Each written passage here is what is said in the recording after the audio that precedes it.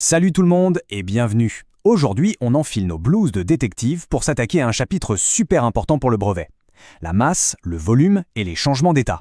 Ça vous paraît compliqué? Vous allez voir, pas du tout. On va mener une enquête passionnante et vous verrez que tout est une question de logique. Allez, c'est parti! On commence avec une situation que, j'en suis sûr, tout le monde a déjà vécue. La fameuse bouteille d'eau qu'on oublie dans le congélateur. Et quand on la ressort, qu'est-ce qui se passe? Elle est toute gonflée, déformée, des fois elle a même explosé. Mais pourquoi? C'est l'énigme qui va lancer notre enquête du jour. On a donc deux questions principales à résoudre.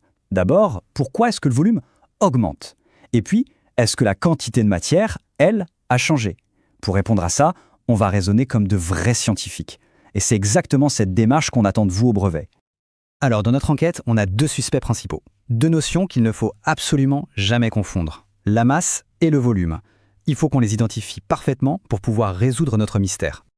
Premier suspect, la masse. Alors, pour faire simple, imaginez que tout ce qui vous entoure est fait de minuscules briques, un peu comme des Legos invisibles.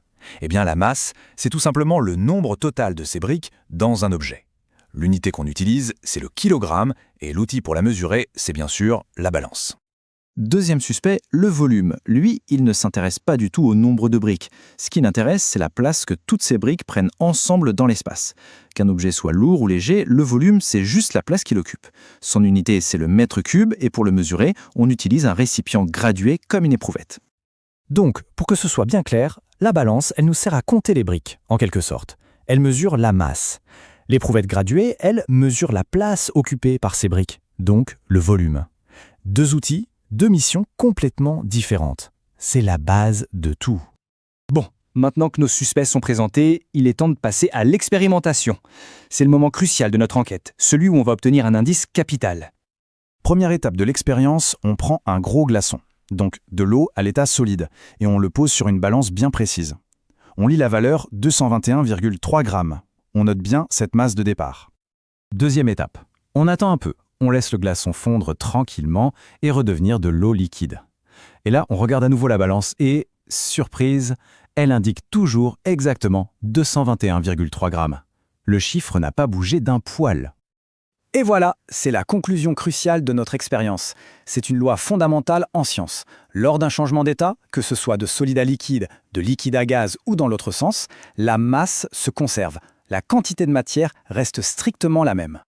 Ah, l'enquête prend un nouveau tournant. Si la masse ne bouge pas, si on a toujours le même nombre de briques, comment on explique que notre bouteille a gonflé?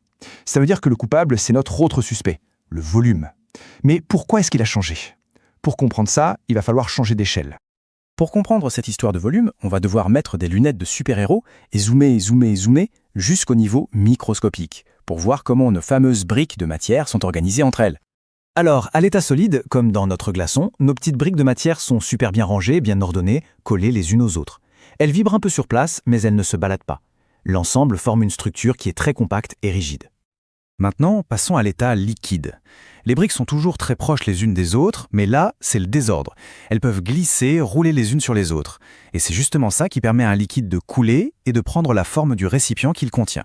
C'est compact, mais c'est le bazar. Et pour finir, l'état gazeux. Alors là, c'est l'anarchie totale. Les briques sont très espacées les unes les autres et elles foncent dans tous les sens à toute vitesse. C'est pour cette raison qu'un gaz occupe toujours tout l'espace disponible. L'ensemble est très dispersé et super agité. Et voilà, c'est le moment eureka de notre enquête. Vous avez compris? Lors d'un changement d'état, le nombre de briques, lui, ne change jamais. C'est pour ça que la masse se conserve. Par contre, la façon dont ces briques sont rangées, leur espacement, leur organisation, ça change. Et c'est précisément ça qui fait que le volume change. Parfait. Maintenant qu'on a résolu l'énigme, il est temps de mettre nos nouvelles compétences à l'épreuve avec une question typique du brevet. Voyons voir si vous savez appliquer ce qu'on vient de découvrir. Voici la question. C'est un QCM, un questionnaire à choix multiples. Attention, il peut y avoir une ou plusieurs bonnes réponses. Donc, on passe de l'eau liquide à de la glace solide. Que se passe-t-il? Prenez juste une petite seconde pour y réfléchir.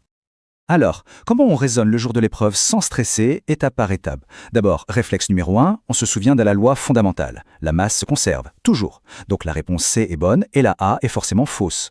Ensuite, on analyse ce qui se passe. On va du liquide vers le solide. Et là, on se souvient de notre bouteille. L'eau, c'est un cas un peu spécial. Son volume augmente quand elle gèle. Donc la réponse B est aussi correcte. Les bonnes réponses étaient donc B et C. Voilà, notre enquête touche à sa fin. Pour être sûr que tout ça soit bien ancré dans votre tête, on se fait une petite fiche de révision express. C'est le résumé de tout ce qu'il faut absolument retenir pour le jour du brevet. Ce tableau y résume tout parfaitement. La masse se conserve, parce que le nombre de briques reste le même. C'est aussi simple que ça. Le volume, lui, est modifié, parce que le rangement de ces briques change. C'est vraiment le lien essentiel entre ce qu'on observe à notre échelle et ce qui se passe au niveau microscopique. Et pour finir, mes derniers petits conseils de coach pour l'épreuve. Règle numéro 1, à graver dans le marbre, la masse se conserve. Il n'y a aucune exception à ça. Règle 2, le volume, lui, il change quasiment tout le temps. Règle 3, méfiez-vous de l'eau. C'est un cas spécial qui tombe souvent dans les sujets, car son volume augmente quand elle gèle. Et enfin, soyez super rigoureux. On justifie toujours ses réponses et on n'oublie jamais les unités.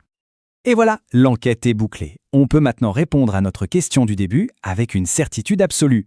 La bouteille a gonflé, non pas parce qu'il y a plus de matière, mais simplement parce que les molécules d'eau, en se rangeant pour former de la glace, ont eu besoin de prendre un peu plus de place. Allez, pour finir, une petite question pour les plus curieux.